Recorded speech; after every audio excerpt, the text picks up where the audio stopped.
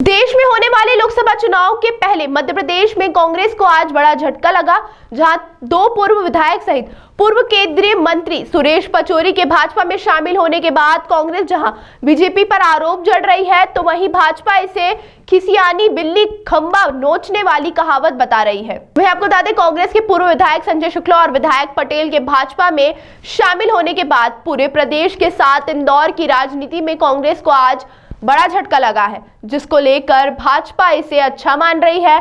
तो वहीं कांग्रेस नेता भाजपा पर हमलावर बने हुए हैं। भाजपा के प्रदेश प्रवक्ता गोविंद मालू ने कांग्रेस को लेकर कई तरह के तंज कसे और कहा कि खिसियानी बिल्ली खंबा नोचे वाले हाल कांग्रेस के बने हुए हैं। उन्होंने कहा कि भाजपा में जो नेता शामिल हो रहे हैं उनका स्वागत है, और जो कांग्रेस की रीति नीति से तंग आ गए हैं, जिनकी विचारधारा कांग्रेस से मेल नहीं खा रही है, वो भाजपा में शामिल हो रहे हैं।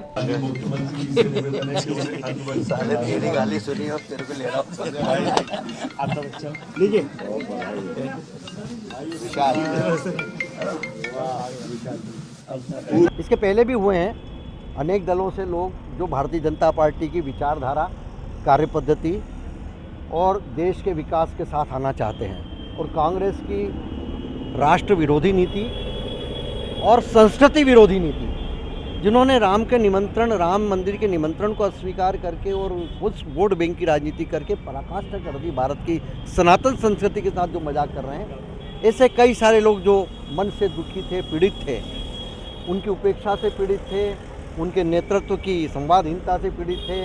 वो जो विचार कांग्रेस का किसके ज़माने में रहा, उससे अलग हट गई कांग्रेस, तो वो लोग कांग्रेस ही नहीं, अन्य दलों के लोग भी भारतीय जनता पार्टी में हम एक सर्वग्राही, सर्वव्यापी, सर्वस्पर्शी भाजपा हमारी है।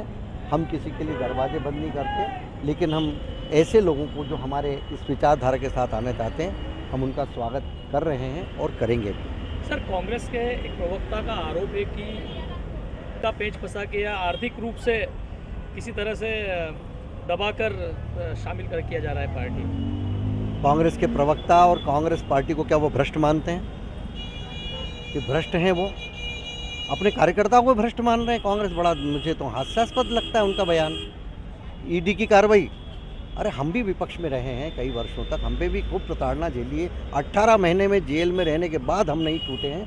ये कौन ईडी सीबीआई? ये देखिए, चुनाव हारते हैं तो ईवीएम की बात करते हैं, कोई चला जाता है तो ईडी सीबीआई की बात करते हैं। तंज भी कसा है उन्होंने, कचौरी को कचौरी करके संबोधित किया है उन्होंने। वो तो उनकी पीड़ा है, और खिसियानी बिल्ली खंबा नोचे। आज तक ज्योतिरादित्य सिंधिया जी के जाने का दर्द उनको आज तक साल रहा है। ऐसे ही सुरेश पचौरी अपने घर को संभालने की बजाय वो दोषारोपण करें, और कार्यकर्ता के खिलाफ, जो उनका कार्यकर्ता वर्षों से रहा, वो चला गया, क्यों चला गया, उसकी मीमांसा करने के बजाय वो उस पर तंज कसे, तो कांग्रेस की मेरे को मानसिकता और बुद्धि पर तरस आता है। मुझे लगता है उनके मानसिक बीमारी का इलाज कराना पड़ेगा। सर, एक और राहुल गांधी की न्याय यात्रा जो है, और दूसरी ओर लगातार आप देख रहे हैं किस तरह के बदलाव हो रहे हैं, किस तरह पार्टी में न्याय हो रहा है, ये लोगों के जाने से पता लग रहा है। वो न्याय यात्रा है कि अन्याय यात्रा है?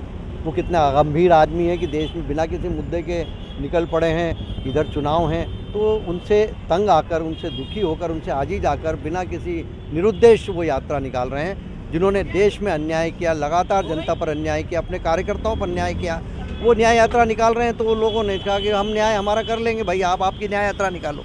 कांग्रेस प्रवक्ता का एक और आरोप है कि दरी बिछाने वाले जो कार्यकर्ता हैं बीजेपी में, अब उनकी अनसुनी होगी। उनको हमारी चिंता करने की जरूरत नहीं, अपनी पार्टी की चिंता करें। वो लोकसभा चुनाव टिकट का नाम घोषित नहीं हुआ, ना महिला। हमारे तो सबसे ज़्यादा नाम घोषित हुए हैं, और हमारे यहाँ तो एक व्यक्ति नाम घोषित थोड़ी करता है, पर पूरी चुनाव समिति है, उसमें केंद्रीय चुनाव समिति, प्रदेश चुनाव समिति, उसमें डिस्कशन होता है, उसमें विचार विमर्श होता है, जो श्रेष्ठ होता है उससे करते हैं। और चुनाव रणनीतिक मामला है, अभी तो चुनाव की घोषणा नहीं हुई भाई, हम तो सबसे आगे हैं अभी।